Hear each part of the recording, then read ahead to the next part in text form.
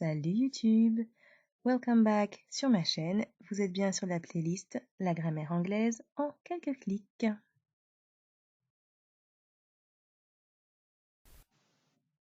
Aujourd'hui, on va s'intéresser à une quatrième question. Comment faire la différence entre can, could, may, might et must? Avant de commencer la leçon, il y a quelques points qu'il faut garder à l'esprit.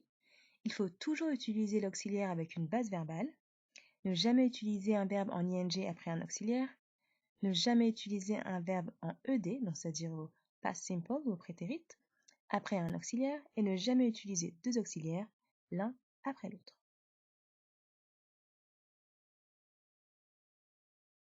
Donc concernant la formation des phrases, c'est assez simple. Pour les affirmations, donc on a le sujet, l'auxiliaire, puis la base verbale.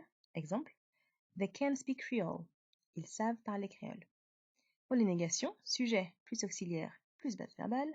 Exemple, they cannot ou they can't speak Creole. Ils ne savent pas parler créole. Et pour les questions, auxiliaire plus sujet et base verbale. Exemple, can they speak Creole? Savent-ils parler créole?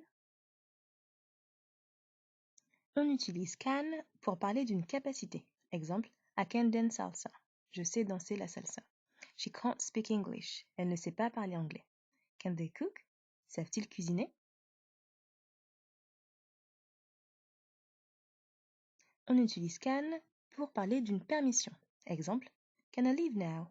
Puis-je partir maintenant? Can I use your mobile phone? Puis-je utiliser ton téléphone portable? You can smoke outside. Tu peux fumer à l'extérieur. On utilise can pour des requêtes ou des suggestions. Exemple, can I have the bill? Puis-je avoir l'addition? Can we have dinner tomorrow? Pouvons-nous dîner demain? Can you give me back my keys, please? Peux-tu me rendre mes clés, s'il te plaît?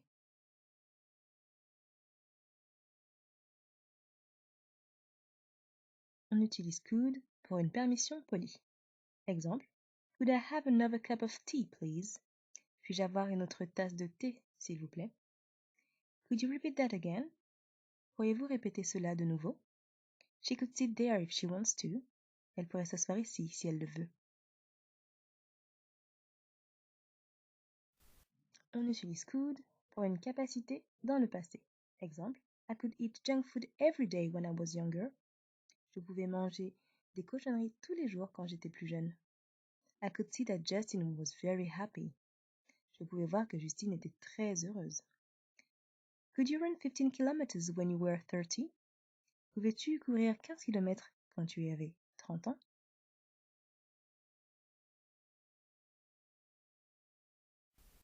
On utilise could pour une possibilité. Exemple, you could learn English easily. Tu pourrais apprendre l'anglais facilement. She could be the woman of my dreams. Elle pourrait être la femme de mes rêves. This could be a really good idea.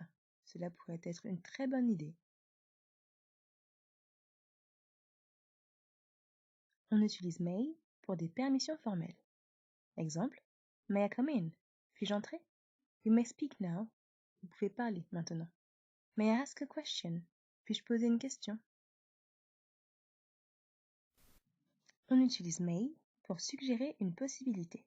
Exemple, it may rain this week. Il pourrait pleuvoir cette semaine. He may be sad because of you. Il pourrait être triste à cause de toi. They may be late. Il pourrait être en retard.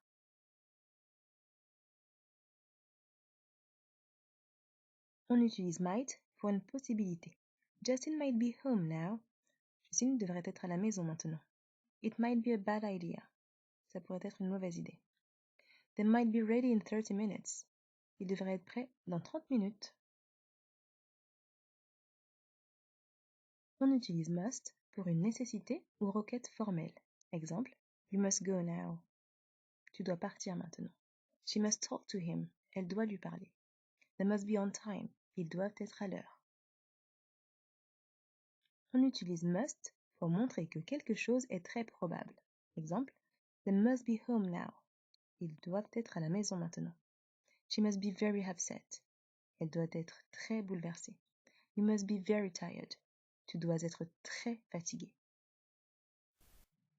Prêt pour les questions? Question number 1.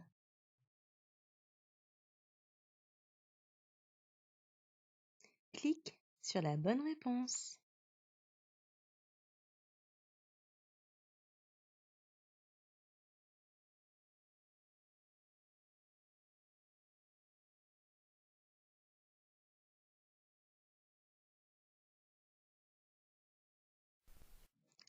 Veux-tu essayer à nouveau?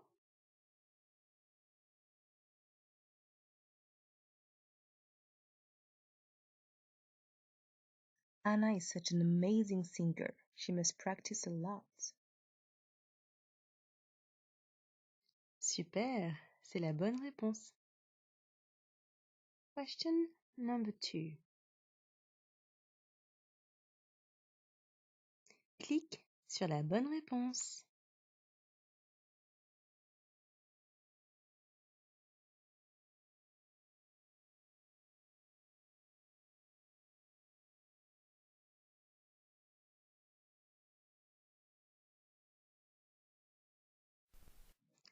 Veux-tu essayer à nouveau?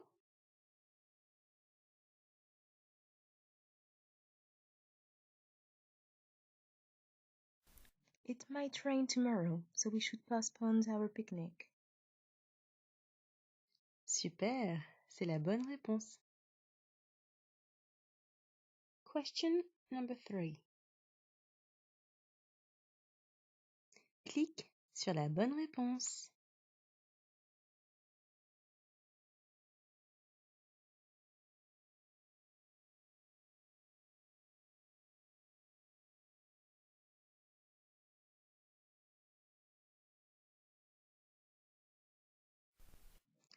Veux-tu essayer à nouveau?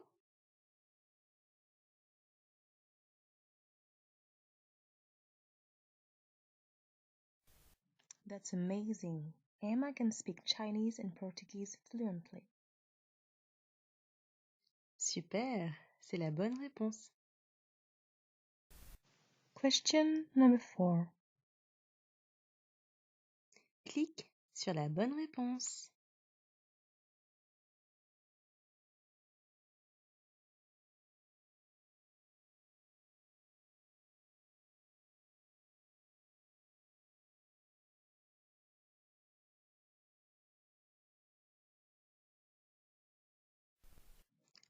Veux-tu essayer à nouveau?